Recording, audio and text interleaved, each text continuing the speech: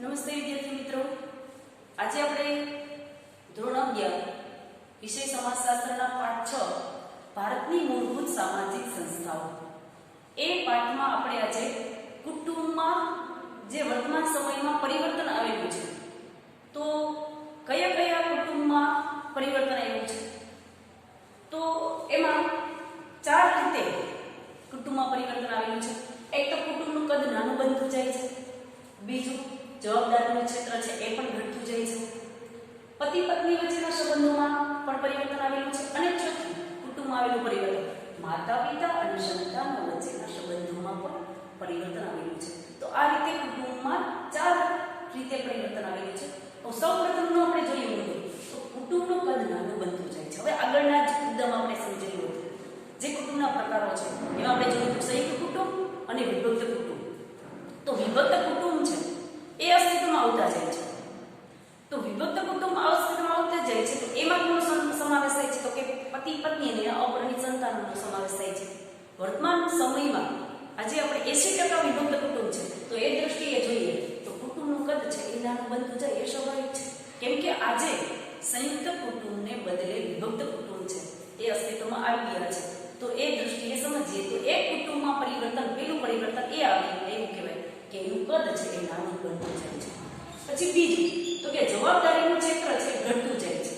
કુટુંબમાં જે દૂરના સગાવાળા છે, દૂરના રક્ત સંબંધીઓ છે ત્યાં પણ જવાબદારી અદા કરવામાં આવતી, જે પ્રાચીન સમયમાં પરંપરાગત કુટુંબ સમાજમાં કે દૂરના રક્ત સંબંધી હોય, દૂરના સગા હોય તો પણ પોતાની જવાબદારીઓ છે એને સ્વીકારી અને કોઈ સારી નરસે જે સહાયક બનતા કુટુંબના સભ્યો એના બદલે આજે દૂરના સગાઓ છે અહીં આપણે કીધું છે કે આધુનિક પેઢી માટે તેમના દૂરના સગાઓ છે એ ઓછા મહત્વના બનતા જાય છે। દૂરના સગા છે રક્ત સંબંધીની ટૂંકમાં જે સગાવાળાનું મહત્વ છે એ આજે ઘટતું જાય છે। મિત્ર વર્તુળ છે એનું આજે મહત્વ કોઈ પણ વ્યક્તિ છે કુટુંબના સભ્યો છે તો વ્યક્તિઓ માટે એના મિત્ર વર્તુળ છે, વ્યવસાય સંબંધી હોય કે કોઈ અન્ય મિત્ર વર્તુળ છે એનું મહત્વ વધી ગયું છે, જ્યારે એમના રક્ત સંબંધીઓ છે એનું મહત્વ ઓછું થવા લાગ્યું છે। કુટુંબના સભ્યો પ્રત્યેની પોતાની જવાબદારી અને ફરજો છે એ અદા કરવી અત્યારે વર્તમાન સમયમાં મુશ્કેલ બનતી જાય છે, કેમ કે એમનું મહત્વ છે એ ઘટતું ગયું છે। એટલા માટે કુટુંબના સભ્યો પ્રત્યેની પોતાની જવાબદારી અને ફરજો છે એનું એ મહત્વ સમજતા નથી, તો એને અદા કરવી અપનાવવું એમના માટે મુશ્કેલ બનતું જાય છે। એટલે કે બીજું કુટુંબમાં આવેલું પરિવર્તન તો કે જવાબદારીનું ક્ષેત્ર છે એ ઘટતું જાય છે। વિસ્તાર જવાબદારી ઘણા બધા દૂરના સગાવાળા હોય તો પણ પોતાની ફરજ છે, પોતાની જવાબદારી છે એવું સમજી અને સારા નશા પ્રસંગો કે કોઈ બાબત છે એમાં હંમેશા સહાયક બનવાની પોતાની જવાબદારી સમજી અને મદદરૂપ થવાની જે ભાવના હતી કુટુંબના સભ્યોમાં એ કુટુંબના સભ્યોમાં આજે ભાવના જોવા મળતી નથી। ત્યારબાદ ત્રીજું કુટુંબમાં આવેલું પરિવર્તન જોઈએ તો પતિ પત્ની વચ્ચેના જે સંબંધોમાં આવેલું પરિવર્તન ખાસ મહત્વનું છે। આપણે આ બધી બાબતો છે એ અત્યારે વર્તમાન સમયમાં કુટુંબમાં જોવા મળે છે, એને જ આપણે સમજીએ છીએ। હાલના કુટુંબ વ્યવસ્થાની પરિસ્થિતિ શું છે એની આપણે સમજીએ છીએ। તો પતિ પત્ની વચ્ચેના સંબંધોમાં તો પરંપરાગત ભારતીય સમાજ છે કે જે કુટુંબ હતું એમાં પતિ પત્ની વચ્ચેના સંબંધો કેવા હતા કે સત્તા અને તાબેદારીના પાયા પર રચાયેલા હતા। એટલે ટૂંકમાં પતિ પત્ની વચ્ચેના સત્તા અને તાબેદારીના સંબંધો એટલે કે પતિના તાબેદાર પત્ની ગણાતી, પતિ છે એના પત્ની પર સત્તા ભોગવતો, આ પ્રમાણેનું પરંપરાગત ભારતીય સમાજમાં કુટુંબમાં પતિ પત્ની વચ્ચેના સંબંધો આવા હતા। એને આદેશ આપી શકતા, પતિ છે એના પત્નીને કોઈ પણ આદેશ આપી શકતા, આવા સંબંધો હતા પહેલા। પરંતુ આજે પતિની આજ્ઞા છે એ માનવી તે પત્ની માટે ફરજિયાત હતું પરંપરાગત ભારતીય કુટુંબમાં।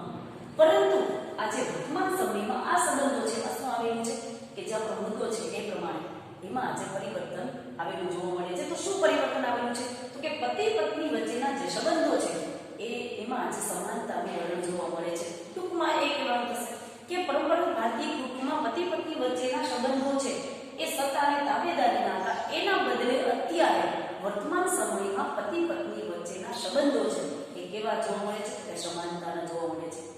એકાબીજા પતિ છે એ પત્ની ઉપર સત્તા ભોગવવી કે એના તાબેદાર થઈને રહી, એની આજ્ઞા એનું પાલન કરવું એવું જોવા મળતું નથી. કેમ કે વ્યવસાય અર્થે આજે પતિને જ પેલા કામ કરવાનું થતું, અર્થોપાર્જનનું કાર્ય હતું. એના બદલે આજે સ્ત્રી પુરુષ બંને સરખા કામ અથવા તો અર્થવ્યવસ્થાની સાથે સંકળાયેલા છે. ત્યારે આ બંને વચ્ચેના જે સંબંધો છે એ સત્તા અને તાબેદારીના બદલે આજે એક મિત્રના સંબંધો, એક સમાનતાના સંબંધો છે એ આજે જોવા મળે છે. તો એક ખાસ મહત્વનું કુટુંબમાં આવેલું પરિવર્તન આ કહી શકાય. ત્યારબાદ માતા પિતા અને સંતાનો વચ્ચેના સંબંધોમાં આવેલું પરિવર્તન. ચોથું પરિવર્તન એ છે કે માતા જેવી રીતે પતિ પત્ની વચ્ચેના સંબંધોમાં જેવી રીતે સત્તા અને તાબેદારીના સંબંધો હતા, એવી જ રીતે માતા પિતા અને સંતાનો વચ્ચેના સંબંધો છે એ પણ મોટા ભાગે સત્તા અને તાબેદારીનો, ખાસ કરીને પિતા છે એને એમાં જે સત્તા અને તાબેદારી છે એ એમના સંતાનો છે એના તાબે થઈને રહેતા, સત્તાધારી તરીકે એના પિતા છે દરજ્જો ભોગવતા હતા. પરંતુ વર્તમાન સમયમાં હવે એવું જોવા મળતું નથી. એટલે કે સત્તા અને તાબેદારીના સંબંધો પહેલા હતા. માતા પિતા, ખાસ કરીને પિતા અને પુત્ર અથવા તો એના સંતાનો વચ્ચેના સંબંધો છે કેવા હતા? તો કે સત્તા અને તાબેદારીના હતા. એના જે આજ્ઞાનું સંતાનો છે એમના પિતાની આજ્ઞાનું પાલન છે એમના સંતાનોને કરવું પડ્યું. જ્યારે આજે પરંતુ વર્તમાનમાં બદલાવ જોવા મળે છે. એટલે કે પિતાની સત્તા છે એ હવે નબળી પડતી જોવા મળે છે. સંતાનો પિતાને આધીન રહે તેવી અપેક્ષા હવે રખાતી નથી. કેમ કે હવે એના સંતાનો છે એમના પિતાને આધીન રહે, એને તાબેદાર થઈને રહે, એની ઉપર સત્તા ભોગવે એવું હવે જોવા મળતું નથી. પરંતુ સંતાનો પિતાના નિર્ણય સામે પોતાનો જે અભિપ્રાય છે એ વ્યક્ત કરતા થયા છે. પોતાની કોઈ એવી બાબત હોય તો એ પોતે સાચું કે ખરું કે ખોટું એ એના પિતા છે એની સામે રજૂ કરી શકતા નહીં. પોતાની મત અભિપ્રાય છે એ રજૂઆત કરી શકતા નહીં. કેમ કે ત્યારે માતા પિતા અને એના સંતાનો વચ્ચેના સંબંધો સત્તા અને તાબેદારીના હતા.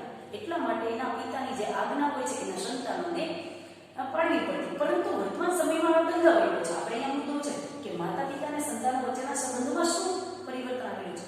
તો કે હવે માતા કે પિતાની આજ્ઞા છે એનું પાલન ફરજિયાતપણે એના સંતાનોને કરવું છે એવું હવે જોવા મળતું નથી. પોતે પોતાનું વલણ છે, પોતાનો અભિપ્રાય છે એ આજે પિતાની સમક્ષ રજૂઆત કરી શકે છે. એના નિર્ણય છે એમાં એ કદાચ પોતાનો નિર્ણય છે એ રજૂઆત કરવાની સત્તા છે એ પણ આજે સંતાનો છે એમાં આવી ગઈ છે. તો આ પ્રમાણેના 4 કુટુંબમાં આવેલ પરિવર્તન.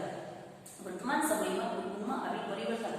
કુટુંબનું કદ નાનું બનતું જાય છે, જવાબદારીનું ક્ષેત્ર ઘટતું જાય છે, પતિ પત્ની વચ્ચેના સંબંધો છે એમાં તાબેદારી અને સત્તાના બદલે સમાનતાના સંબંધો સમાવેલા છે. એવી જ રીતે માતા પિતા અને સંતાનો વચ્ચેના સંબંધો પણ તાબેદારીના અને સત્તાના હતા. એમાં આજે સમાનતા ભર્યા સંબંધો છે એમાં પણ જોવા મળે છે. તો આ રીતે કુટુંબમાં આવેલું પરિવર્તન એ મુદ્દા દ્વારા આપણે અહીંયા કુટુંબ સંસ્થાનો જે ટોપિક અત્યાર સુધીનો આપણે ભણતા હતા એને અહીંયા પૂર્ણ કરીશું. અને હવે એ જ પાઠમાં પાઠ 6 માં એક નવી બીજી સંસ્થા, પહેલી સંસ્થા આપણે મૂળભૂત જે સંસ્થાઓ સમજતા હતા એમાંની પહેલી સંસ્થા કુટુંબ સંસ્થા એના વિશે ચર્ચા કરેલી છે. હવે પછીની બીજી સંસ્થા કુટુંબ સંસ્થા સાથે સંકળાયેલી બીજી સંસ્થા છે લગ્ન સંસ્થા. તો એ લગ્ન સંસ્થાનો અર્થ એના વિશે આપણે આ જ વિડીયો છે એમાં ચર્ચા કરીશું. તો કુટુંબ સંસ્થા સાથે સંકળાયેલી એનું પ્રથમ પગથિયું એ કહીએ તો એ છે લગ્ન સંસ્થા. કેમ કે કુટુંબ સંસ્થા, લગ્ન સંસ્થા દ્વારા જ કુટુંબ છે અસ્તિત્વમાં આવી શકે છે. તો કુટુંબ સંસ્થાનું પ્રથમ પગથિયું અહીં આપણે બતાવેલું છે કે કુટુંબ સંસ્થાનું પ્રથમ પગથિયું એ શું છે? તો કે લગ્ન સંસ્થા છે અથવા તો લગ્ન છે. કેમ કે એના જ દ્વારા જાતીય સંબંધો અને પ્રજનન કાર્ય છે એ શક્ય બને છે અને કુટુંબ છે એ જળવાઈ રહે છે. તો કુટુંબ સંસ્થાનું પ્રથમ પગથિયું એ લગ્ન કહી શકાય, એ સ્વાભાવિક છે. તો એ લગ્ન સંસ્થા એટલે શું?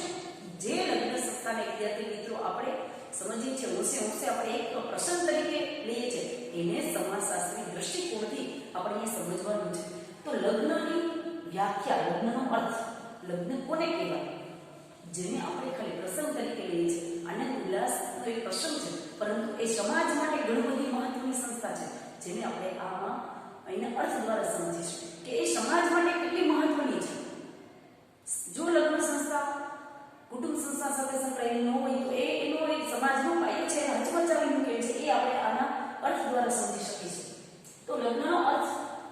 સૌપ્રથમ કે લગ્ન સ્ત્રી પુરુષ વચ્ચેના વિશિષ્ટ પ્રકારનો સંબંધ છે, એક અલગ પ્રકારનો સંબંધ છે કે જેમાં જાતીય સંબંધો સમાજ માન્ય અને કાયદેસર રીતે માન્ય થયેલો હોય છે. ખાસ એના માટે મહત્વનું છે કે સ્ત્રી પુરુષના જાતીય સંબંધો સમાજ માન્ય અને કાયદેસર રીતે માન્ય થયેલો હોય છે. શું તો કે જાતીય સંબંધો અને એના જ દ્વારા કુટુંબ છે એમાં અસ્તિત્વમાં આવે છે. કુટુંબમાં જે અસ્તિત્વમાં આવે છે એના જ દ્વારા સમાજ છે સાતત્ય જળવાઈ રહે છે. તો કુટુંબ સંસ્થા માટે લગ્ન સંસ્થા છે એ જરૂરી છે. લગ્ન સંસ્થા દ્વારા સ્ત્રી પુરુષ વચ્ચેના સંબંધો દ્વારા જે જાતીય સંબંધો છે એને સમાજ માન્ય અને કાયદેસર રીતે માન્ય ગણે છે. ત્યારબાદ જોન્સનના મતે લગ્ન એટલે શું તો કે લગ્નનો આવશ્યક તત્વ એ છે કે તેમાં સ્ત્રી પુરુષ એક સ્થાયી સંબંધ, એક કાયમી સંબંધ છે એમાં પ્રવેશી અને પોતાનું સામાજિક સ્થાન છે, સમાજમાં પોતાનો દરજ્જો છે એ ગુમાવ્યા વગર બાળકો ઉત્પન્ન કરવાની સામાજિક અનુમતિ મેળવે છે. જોન્સન એવું કહે છે કે લગ્નનો આવશ્યક તત્વ એ છે, ખાસ જરૂર એ છે કે જેમાં સ્ત્રી પુરુષ છે એક કાયમી સંબંધનો ટકી છે અને પોતાનું જે સ્થાન છે સમાજમાં પોતાનું સ્થાન છે એ પણ ગુમાવતા નથી અને સાથે એની જવાબદારી એ પૂર્ણ કરવાની છે કે બાળકો ઉત્પન્ન કરવાની સમાજ એને અનુમતિ આપે છે. તો આ રીતે જોન્સન જે અલગ રીતે લગ્નની વ્યાખ્યા આપે છે કે સ્ત્રી પુરુષનો એક કાયમી સંબંધ છે અને તેમાં સામાજિક સ્થાન ગુમાવ્યા વગર બાળકો ઉત્પન્ન કરવાની સમાજ એને અનુમતિ છે, આદેશ છે આપે છે. જોન્સન લગ્નને એ તરીકે સમજાવે છે. ખાસ મહત્વનું ઘણી વખત પૂછી નાખે છે વેસ્ટર્ન માર્ગના મતે અને ઘણી બધી રીતે સરળ પણ છે. વેસ્ટર્ન માર્ગના મતે લગ્ન એટલે શું તો કે લગ્ન એક કે વધારે પુરુષોનો એક કે વધારે સ્ત્રીઓ સાથેનો સંબંધ છે. ખાસ મહત્વની છે અને સરળ પણ છે અને ઘણી બધી જ બાબતો એમાં આપી દીધેલી છે કે વેસ્ટર્ન માર્ગના મતે લગ્ન એ એક કે વધારે પુરુષોનો એક કે વધારે સ્ત્રીઓ સાથેનો સંબંધ છે જેનો સમાજના રિવાજો અને કાયદાઓ દ્વારા સ્વીકાર થયો હોય છે. તો પેલી એક કે વધારે પુરુષોને એક કે વધારે સ્ત્રીઓ સાથેનો સંબંધ છે. આપણે એવું નથી કે કોઈ એક પુનઃ લગ્ન છે એ માન્યતા આપેલી છે કાયદાની દ્રષ્ટિએ અને સમાજમાં સ્વીકૃત છે તો એના આધારે કહી શકાય કે એક કે વધારે પુરુષોનો એક કે વધારે સ્ત્રીઓ સાથેનો સંબંધ છે. કોઈ એક પુરુષ છે એક કરતા વધારે સ્ત્રીઓ સાથે લગ્ન સંબંધી જોડાય છે. તો કોઈ વિદુર હોય છે તો ફરી પાછા લગ્ન કરી શકે છે, પુનઃ લગ્ન કરી શકે છે. તો એક કે વધારે પુરુષોનો એક કે વધારે સ્ત્રીઓ સાથેનો સંબંધ છે. બીજી બાબત છે જેનો સમાજના રિવાજો, સમાજના જે આ સંબંધ છે એનો સમાજના રિવાજો દ્વારા પણ સ્વીકાર થયેલો છે અને માની લો કે લવ મેરેજ કરે છે તો એ લોકોના દ્વારા સ્વીકાર થયેલો છે તો કે કાયદા દ્વારા સ્વીકાર થયેલો હોય છે. છૂટાછેડા એમનો લઈ શકાતા નથી. જો એમનો તો એના માટે અદાલત દ્વારા કાયદાનો આશરો લઈ અને કોઈ વ્યક્તિ છે છૂટાછેડા લઈ શકે છે તો એ કાયદા દ્વારા. પણ અહીંયા લગ્નની દ્રષ્ટિએ સમજીએ છીએ તો લવ મેરેજ કરે છે તો એ કાયદા દ્વારા એનો સ્વીકાર થયેલો હોય છે એ લગ્નનો. તો લગ્ન એક કે વધારે પુરુષોનો એક કે વધારે સ્ત્રીઓ સાથેનો સંબંધ છે જેનો બે દ્વારા સમાજના રિવાજો દ્વારા કાં તો કાયદા દ્વારા સ્વીકાર થયો હોય છે અને આ પ્રકારના સંબંધોમાં ત્રીજી બાબત કે આ પ્રકારના સંબંધોમાં લગ્ન કરનારી વ્યક્તિઓ એટલે કે સ્ત્રી અને પુરુષ લગ્ન કરનારી વ્યક્તિઓ અને એના દ્વારા થનારા બાળકોના પારસ્પરિક અરસપરસના હક્કો અને ફરજો છે નો સમાવેશ થાય છે. મિત્રો ત્રણ બાબત અહીંયા આપેલી છે. એક કે વધારે પુરુષોનો એક કે વધારે સ્ત્રીઓ સાથેનો સંબંધ છે એક બાબત એ છે. બીજી બાબત કે સમાજના રિવાજો અને કાયદા દ્વારા સ્વીકાર થયેલો હોય છે. બીજી બાબત એ છે એટલે કે રિવાજો અને કાયદાઓ દ્વારા. ત્રીજું પતિ પત્ની અને એમના થનારા બાળકો વચ્ચેના કઈ મહત્વ તો કે પારસ્પરિક હક્કો અને ફરજો છે એનો સમાવેશ થાય છે. સમગ્ર વેસ્ટર્ન માર્ગની વ્યાખ્યા છે એ સર્વસ્વીકૃત વ્યાખ્યા છે. બધી જ જે લગ્નની લાક્ષણિકતાઓ છે એ આ વ્યાખ્યામાં આવી જાય છે કે એક કે વધારે પુરુષોનો એક કે વધારે સ્ત્રીઓ સાથેનો સંબંધ છે, રિવાજો અને કાયદા દ્વારા સ્વીકાર થયો છે અને તેમના બાળકોના જે અરસપરસના પારસ્પરિક હક અને ફરજો પોતાને કયા માની કે સંતાનો છે ને માતા પિતા તરફથી અમુક હક મળેલા છે તો માતા પિતાએ અમુક પોતાની ફરજો છે એ પણ અદા કરવાની હોય છે, અપનાવવાની હોય છે. તો ત્યાં હકો અને ફરજો છે એનો સમાવેશ થાય છે. તો વિદ્યાર્થી મિત્રો આ પ્રમાણે લગ્નનો અર્થ છે એ જોન્સને આપેલી છે વ્યાખ્યા અને વેસ્ટર્ન માર્ગે પણ આપેલી છે. તો આ પ્રમાણે તમે લગ્નના અર્થ છે એને આપણે સમજીશું અને હવે ફરી પાછા મળશું ત્યારે એના આધારે લગ્નના પ્રકારો, જેવી રીતે આપણે કુટુંબના પ્રકારો છે 8 જોયા છે, એવી જ રીતે લગ્નના પ્રકારો પણ આગળના હવે પછી ફરી મળીશું ત્યારે એ વિડીયોમાં આપણે લગ્નના પ્રકારો છે એના વિશે ચર્ચા કરીશું. અસ્તુ.